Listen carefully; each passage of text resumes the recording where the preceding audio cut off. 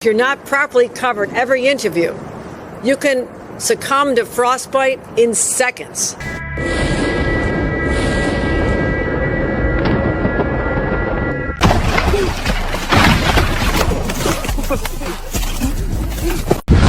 Help me, please. Help me. Help me. Okay, you can breathe.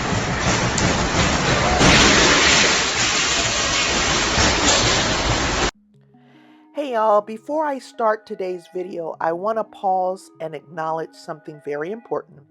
As I'm recording this, there are many people still dealing with the aftermath of severe storms.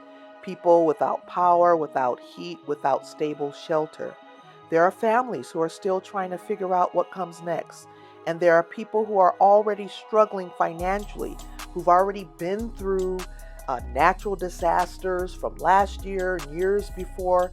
They're still trying to get things together, still being hit by financial costs, by unexpected circumstances. They're still struggling financially, and they're still dealing with uncertain circumstances. Even out in California, there are still people trying to figure this thing out with those wildfires from last year. The snowstorms. There's going to be an upcoming storm again this weekend. So I want to be very clear. I'm not ignoring any of that. I've already shared some information on my channel to help people prepare ahead of time. And I was planning to wait until we had more clarity on the full impact of these recent storms before doing another video, right? But I just couldn't let this go. Because what's happening in the world financially connects differently to why so many people are living on the edge to begin with. So today's video is going to hold both truths and at the same time compassion for those who are suffering right now and awareness of the bigger systems that affect everyday people. So in today's video, I'm going to be reacting to a YouTube video that I saw the other day. I'm going to put all of the details in the description box below. And so I just want to be honest with you. Before I watched the video, I didn't fully understand what a Japan carry trade even was. I'm learning this in real time, just like many of you. I've heard about it.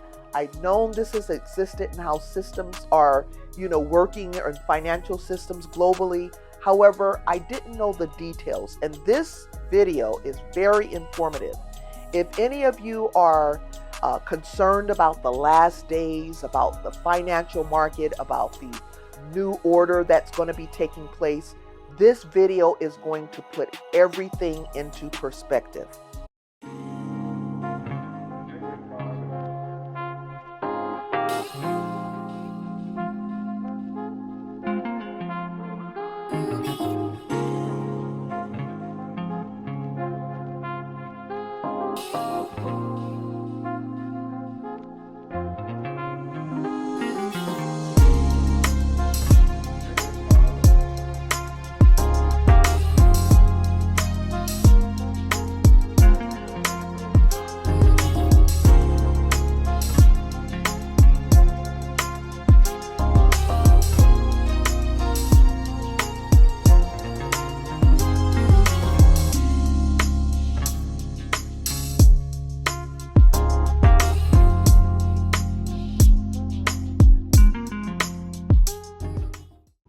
Right now, a lot of people are overwhelmed and confused. Everywhere you look in social media or the media, there are mixed messages. Take your money out of the banks. Don't take your money out. Buy gold. Don't buy gold. Get out of the stock market. Stay in the stock market. Some of you have money to invest and are afraid of losing it. Others are living paycheck to paycheck, if there even is a paycheck. Some are working multiple jobs. Some are unemployed. Some are even homeless. Some have been hit so hard by rising costs and disasters that stability feels completely out of reach. We are certainly living in the world of the haves and the have-nots. So if you've been feeling anxious or unsure about what's really going on, you're not imagining it. One of the major things happening right now is something called Japan's carry trade, and it has quietly influenced global markets for decades. This upcoming video is going to explain everything in detail, but in simple terms, a carry trade is when investors borrow cheap money from a country with very low interest rates, in this case, Japan. And they use that money to invest in higher return assets around the world: stocks, bonds, real estate, and even cryptocurrency. Now, don't turn this off. You may think this doesn't concern you, but this affects you highly. For years, Japan kept interest rates extremely low, which allowed this system to function. But now Japan is raising rates, and when that happens, investors are forced to unwind those trades, sell assets, and pay back loans. That creates market instability, sudden sell-offs, and global ripple effects, not just for Wall Street, but for everyday people. So this video is going to explain all of these things in detail. And I know if you're not a financial person, your first instinct may be to tune this out, but I promise you, you need to be educated in these matters. As Christians, we need to be prudent and good stewards over everything that God has given us. We need to be able to see what's upcoming so we can be prepared for the future.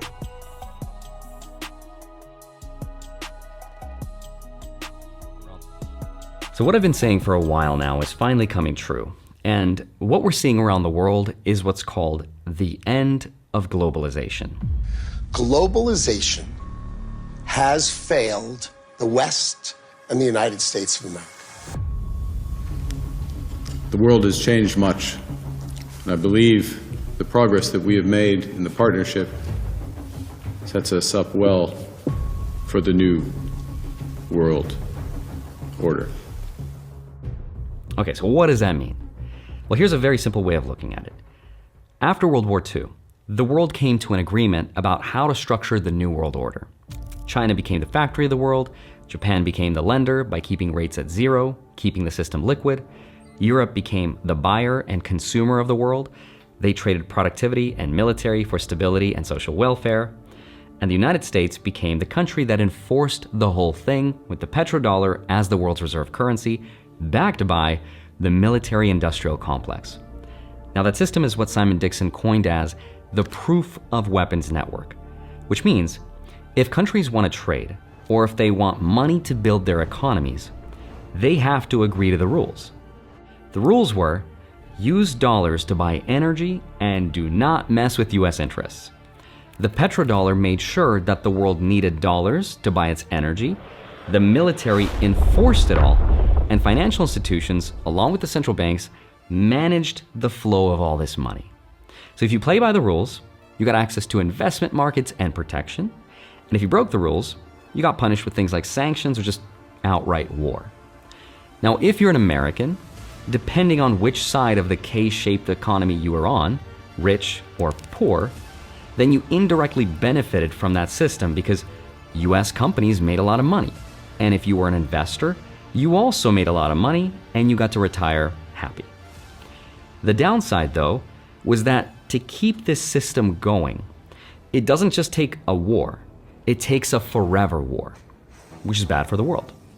Now, if you're poor as an American, it's especially bad because the system gave out all the jobs, supply chains left, factories left, and what it did was it concentrated wealth, it hollowed out the middle class, and it created a very fragile dependency on other nations for their stuff, because America stopped making stuff. The only thing America made was money and technology, and for a long time, that's how the world worked. Technically, it still does, at least on paper, but it's coming to the end, because fast forward to today, and some of these nations decided to team up and said, okay, we'll make our own system then. And they've become so powerful at this point that the proof of weapons network cannot enforce the rules anymore without going to World War III, which no one wants. And at the most recent meeting at the World Economic Forum in Switzerland, which just happened, the people who sort of control these levers of power said that this game is over. Globalization has failed the West and the United States of America. It's a failed policy. It is what the WEF has stood for, which is export, offshore, far shore, find the cheapest labor in the world, and the world is a better place for it. The fact is, it has left America behind. It has left the American workers behind. So now Japan is being forced to repatriate its capital back, sell their US treasuries, just like all the other nations in this new world. This weakens the dollar because the dollar needs perpetual demand, and that demand is disappearing. Europe learned if you depend on other countries for your energy and you outsource your safety and your military, well, then you've got no power to enforce the rules. So what we're left with is what was talked about at this World Economic Forum. The question was, how do we divide power in this new world order? That's what I want to help explain. I want to show you who the players are, what each of them wants, and what it might look like in the future. So with that said, let's get into it. Hi, my name is Andrew Jikh. Hope you're doing well. Come for the finance and stay for the new world order. So the old game that's been played since World War II for about 80 years or so is coming to an end. And it kind of perfectly lines up with something called the fourth turning, which is a model that shows that every 20 years, we've got a new cycle which starts with the high, followed by the awakening, then the unraveling, and now the crisis or the reset. That's where the World Economic Forum in Davos, Switzerland comes in. This is where the world's most powerful people get together to talk about what the new game is going to look like. This is the largest gathering of global leadership of the post-COVID period of time. So first I'm going to try to explain who the players are and what they want. This gets very complex. There's all kinds of different power structures with different incentives, pulling in all different directions, all trying to take a piece of whatever replaces this old system. So let me give you a high-level, condensed overview of what's happening. Now, there are technically 4 groups of power. The first group is what we can call the financial globalists. Some people call it the transnational capital. Why is it called that? It's called that because transnational capital means these people do not pledge allegiance to a flag. They don't represent a nation's interests. They are money, and money can be anywhere. Hence transnational, because it transcends nations. So who are these people? Who am I talking about? Well, at the very top, these are the asset managers. And at the top of that food chain are 3 specific ones. They're the apex predators of this structure. And that is BlackRock, Vanguard, and State Street, which together manage tens of trillions of dollars. Now, they thrive in a world where money or capital can move anywhere, anyplace, anytime. Now, that money is not their money, obviously. It's their clients' money. But with that money, they are given a superpower. That superpower is that all corporations around the world become subordinate to them. How? Well, because corporations optimize for access to capital or money. And through that, asset managers get to vote on behalf of their shareholders. And here's an example of what I mean, because I know it sounds confusing.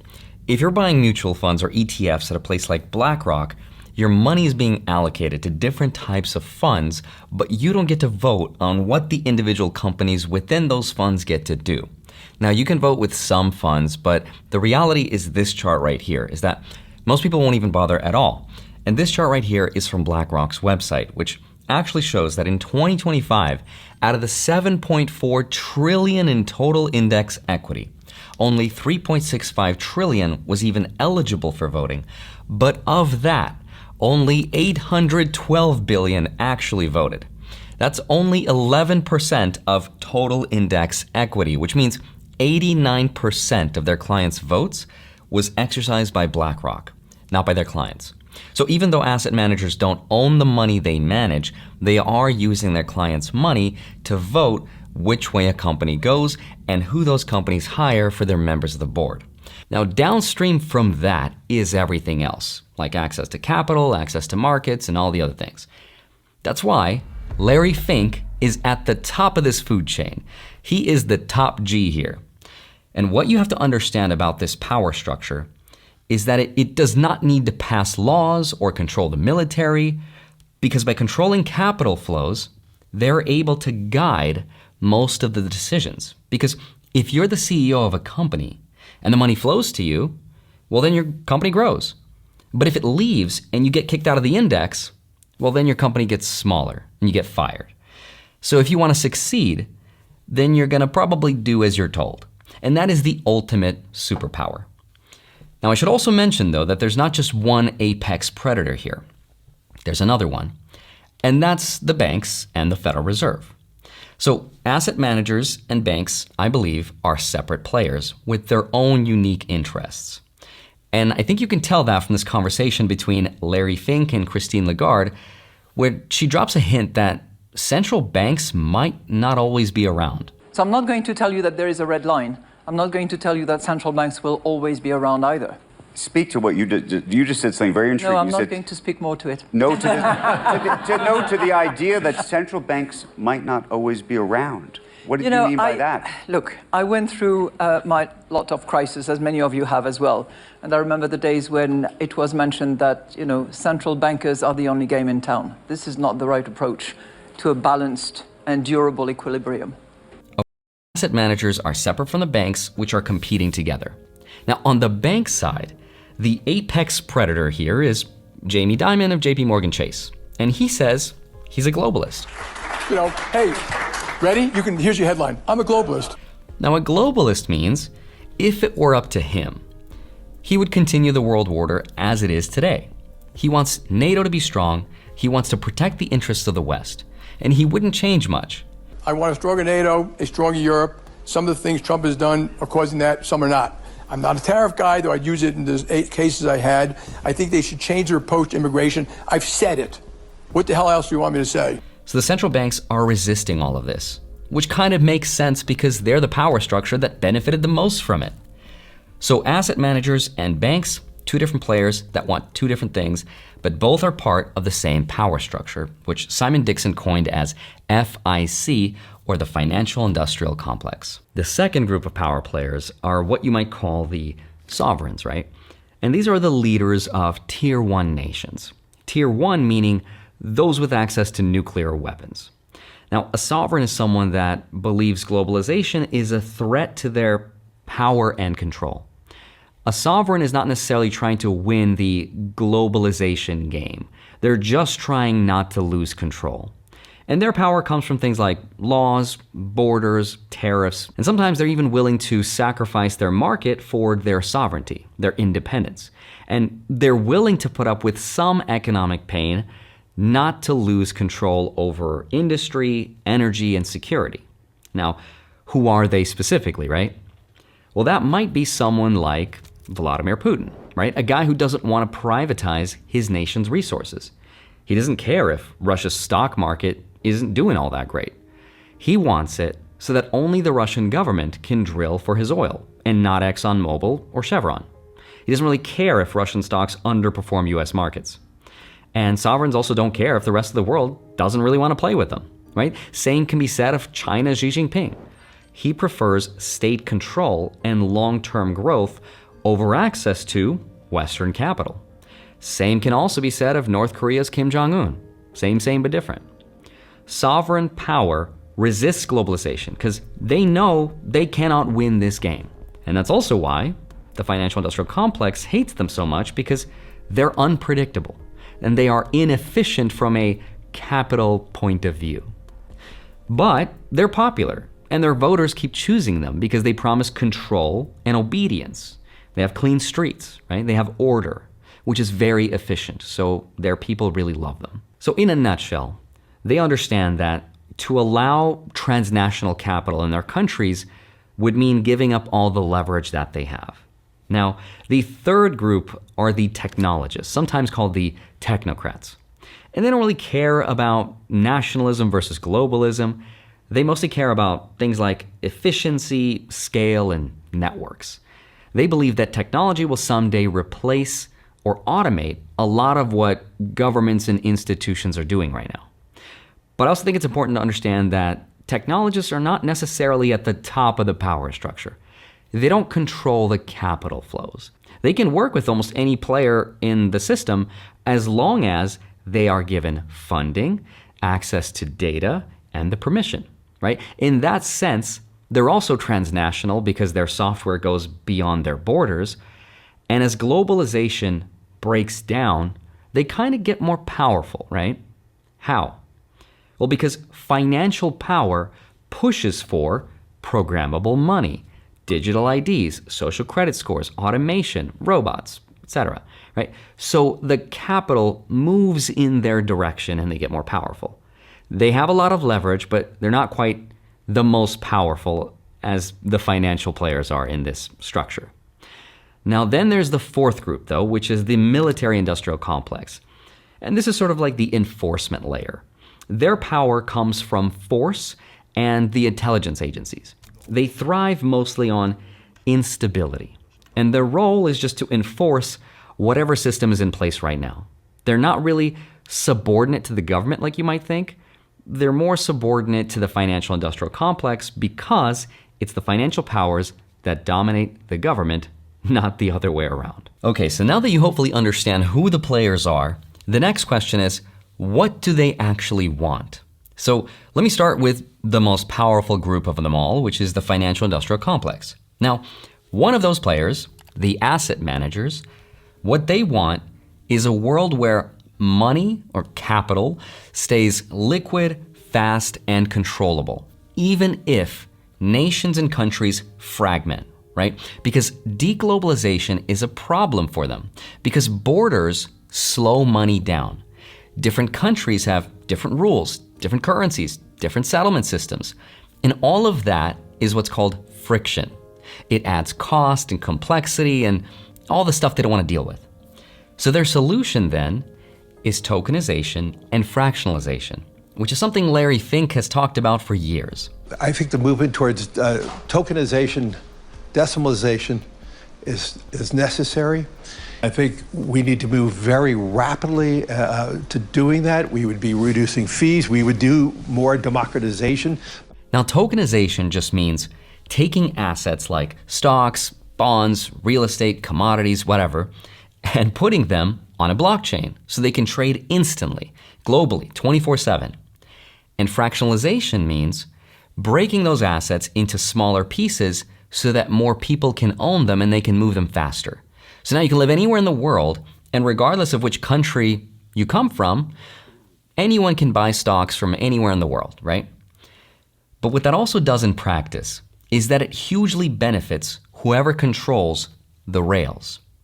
Now, asset managers already control the assets, but tokenization allows them to control the infrastructure as well. And in the future, AI is going to play a huge role in managing this whole system.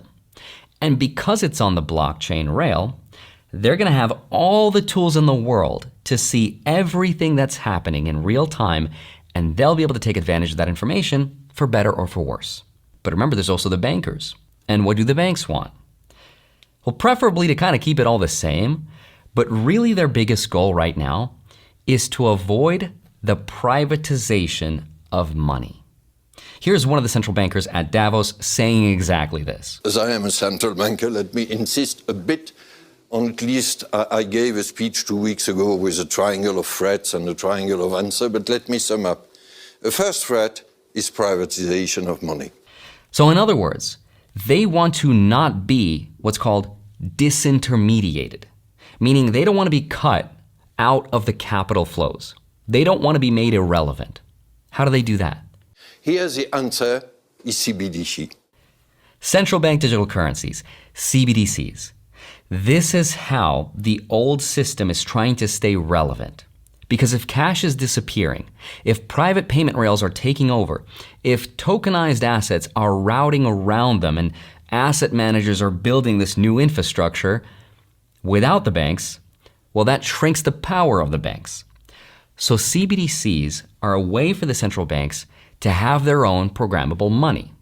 And banks have to be very careful here, because if corporate CBDCs are allowed to exist, and if they pay an interest or a yield, that threatens banks' deposits. Banks don't want their deposit money leaving because their customers are buying corporate-issued digital currencies like Tesla coin that's going to pay them a 5% yearly interest on their savings instead of their savings account that's going to pay them 0.2% interest, right? That's an existential threat to the banking power. So just remember that the banks want CBDCs and control over what corporations can and can't do with them. But they also have some competition, and their biggest competitor is the crypto lobby. Now, the crypto lobby is challenging the banks, and what the crypto people want is fair competition. Because in a fair game, crypto wins. Crypto knows that, and the banks know that. And here's the CEO of the biggest crypto company in the US saying exactly what I just said. I think Americans should be able to earn more money on their money. Banks should have to compete on a level playing field, and if the American people feel like the banks are not paying high enough interest rates and stablecoin rewards can offer them more, then maybe the banks should have to pay higher interest rates to compete, right? So that was Brian Armstrong, and he wants to make sure that the rules are such that the crypto lobby can compete with the banking lobby. Crypto people want control over the CBDCs so they could pay you a higher interest rate for holding your cash with them, which ultimately threatens what? The bank deposits, which is the bank's source of power. But guess who's got more money, more lawyers, and more influence? That would be the banks, which is why the crypto lobby is upset right now, because the legislation is not fair to them, because obviously it's not designed to be, and that's how the game is played. So anyway, at the very top, we've got the asset managers, then the banks, then the crypto powers, which, depending on how regulation goes in the future, aka who has the bigger wallet for the politicians, this might flip, and the crypto lobby could someday overtake the banks. So that's the financial industrial complex, or the FIC structure. That's power player number one. Power player number two are the sovereigns. Now, what do the sovereigns want? And what they want is almost the opposite, right? They care about a seat at this table and control of their resources. Their ideal world is where they control their energy, their food, their industry, their security, even if that means slower growth and slower markets, right? Some countries just want to be left alone. Other countries want to consolidate power regionally and absorb their geographic proxies, like Russia wants to do with Ukraine, like China with Taiwan, like the US did with Venezuela and Greenland and whatever else, right? And some of these countries have expansionary dreams, right? They want to have a seat at the table, which is why Russia says they're going to join Trump's board of peace. And they'll pay $1 billion if they could use the money that the US froze from Russia, and if they could help broker the deal in Palestine, because they want to be a part of it. Я думаю, направить в Совет мира $1 миллиард США из замороженных еще при прежней администрации США российских активов. Well, then you have the technologists, and they don't really care who's in charge politically. What they want are the government contracts, the data, and maybe a bailout if that's what keeps them spending. And in return, they'll develop all the things like digital IDs, the robots, the social credit scores, and they'll trade the data and the tech with whichever faction happens to be in power. And then there's the military-industrial complex. They weren't super represented at the World Economic Forum, but their interests are usually instability, which justifies spending, which enriches the defense contractors, which is ultimately a proxy for the financial industrial complex. Now, the good news, though, is this. If all goes well, the world should not be going to World War III. Instead, we should hopefully see less invasion and less occupation because the forever war model is unwinding. So, in a nutshell, asset managers want programmable money, the crypto people want to have competition, the banks want to not be irrelevant, sovereigns want control over their own countries without being destabilized while having a seat at the table, technologists want access to money, and the military is there to just enforce the rules. Now, a lot of what I said is overly simplified in this video, but it is based on provable information. But really, the most important takeaway from this video is that I'm not describing altruism versus evil or good versus bad. This is just power versus power. And there's a lot that I don't want to say, not because I'm not allowed to, but because I don't want to sound like a conspiracy theorist. But if I could just give you my personal opinion about all of it, I think that all of this has already been negotiated. And what we're watching is just political theater. What we're seeing in Venezuela and Greenland and Russia, it's just theater to justify it all. It's geopolitical posturing for the countries. They're like, okay, in this new game, how do I want to be perceived? Am I weak? Am I strong? Who am I, right? What is my identity here? That is the theater, and this is the algorithms making us engage in all of it. But the reality is that the range of possible outcomes for all these possible futures has already been pre-negotiated. Maybe not the exact script, but the general big idea, I think, has already been established. But hey, as believers, we don't watch these things in fear. We watch with discernment.